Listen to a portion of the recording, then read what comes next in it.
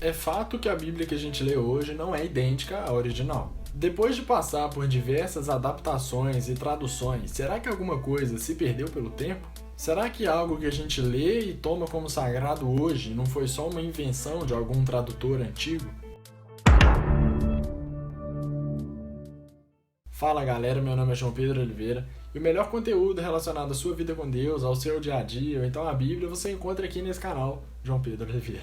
Antes de começar eu queria pedir rapidamente para você se inscrever no canal e assistir ao vídeo até o final. Se você assistir até o final e não gostar, você pode se desinscrever. Então bora pro vídeo. A Bíblia que a gente tem hoje nas mãos é bem diferente daquela que é considerada original. Entre essa aqui e a primeira, tiveram várias traduções, várias adaptações de culturas e épocas diferentes.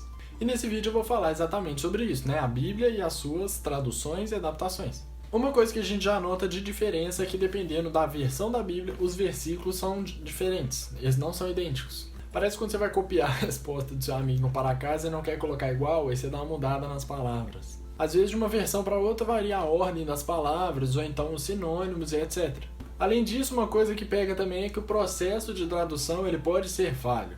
Quem assistiu o filme com legenda vai saber muito bem do que eu tô falando. Às vezes o personagem fala uma coisa e a legenda traduz uma outra que não tem muito a ver com o que ele falou. Isso se deve ao fato de que uma tradução você pode perder o significado das expressões populares, por exemplo, daquela cultura daquela época. Se algum líder político aqui do Brasil vai lá e fala que fulano deitou o cabelo no jogo, pra nós aqui no Brasil a gente vai entender que o cara foi bem, o cara se destacou, deitar o cabelo é uma expressão daqui. Agora, se vai traduzir isso para inglês, vai colocar o quê? Traduzir ao pé da letra deitou o cabelo vai ficar sem sentido lá. Então, algumas expressões e palavras que não tem nas duas línguas podem ser perdidas durante o processo de tradução. As traduções, claro, não reproduzem 100% do que é escrito. Tanto que no islamismo, por exemplo, o livro sagrado, o Alcorão, só é considerado integralmente sagrado em árabe. Justamente porque eles acreditam que se for alterado, se for traduzido, vai perder o seu sentido. Mas então, a Bíblia de hoje e a de antigamente tem diferença? Primeiro, nem a Bíblia original foi escrita em um idioma só. Pelo fato dela ter sido escrita em vários lugares, em várias épocas, as línguas foram diferentes. A Bíblia foi escrita em 3 línguas, sendo elas grego, hebraico e aramaico. Então, só no processo de junção das 3, para fazer um livro com uma linguagem só, alguma coisa já pode ter sido perdida. Número 2, várias pessoas escreveram a Bíblia. Estudos mostram que aproximadamente 40 escritores foram responsáveis pela redação da Bíblia. E esses 40 viviam em épocas, lugares e culturas diferentes. Então não foi uma escrita padronizada, foi uma escrita de acordo com o que cada um vivia ali. Em terceiro, a Bíblia foi escrita em épocas diferentes. De acordo com a cronologia dos livros, a Bíblia foi escrita entre 1500 a.C. e 90 depois de Cristo. Isso nos dá um intervalo aí de mais ou menos 1590 anos. Isso é muito tempo. Então, entre o início e o final, tiveram várias mudanças de linguagem, de cultura, de a própria técnica de escrita e etc. Isso fez com que a Bíblia não fosse escrita originalmente como um livro padronizado, né? Igual a gente tem aqui, por exemplo, tá aqui a Bíblia, toda a mesma fonte certinha, tudo junto, na ordem, bonitinho. Na época não, cada um escrevia no papel que tinha, do jeito que tinha, com o material que tinha, e no final juntou tudo. E além disso, uma curiosidade é que a língua hebraica não possuía vogais. Isso por si só dificultava um pouco no processo de tradução. Não que a língua não tenha vogais em si, até porque é impossível você se comunicar só com... Mas na grafia, na linguagem escrita, a língua hebraica não tinha vogais. E isso brecava um pouco o processo de tradução. Não só atrasava, como ele também prejudicava, porque a identificação de palavras ficava mais complicada, a própria tradução, né, e até a criação de sinônimos. Então, depois de eu ter falado tudo isso, você pode virar e pensar: meu Deus, a Bíblia que a gente tem hoje é uma parada nada a ver com o original. Mas não é isso. Segundo alguns estudos, a tradução da Bíblia, claro, naturalmente deixou algumas coisas para trás.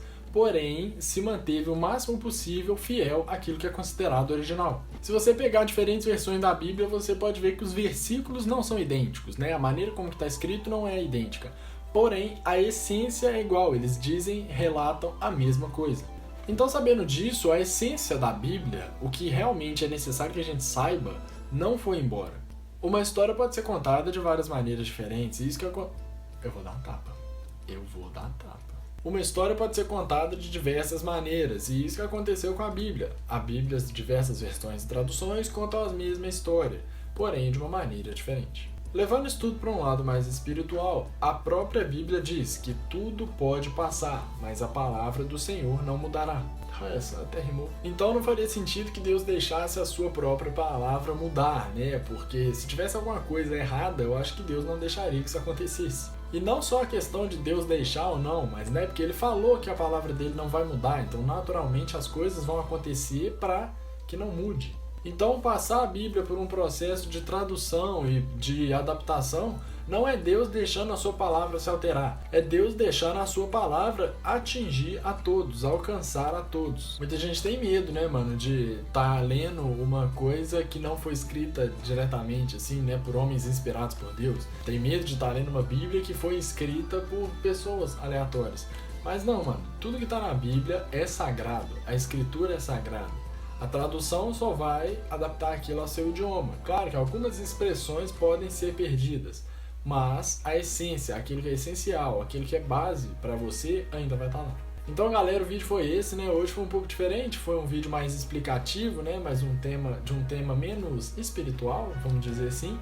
Mas eu espero de coração que vocês tenham gostado. Se você tiver alguma dúvida relacionada a esse assunto, ou alguma coisa da Bíblia, da sua vida, deixem nos comentários para eu estar sabendo a opinião de vocês. Não se esqueça, se inscreve, deixa o like e não deixe de compartilhar pra galera.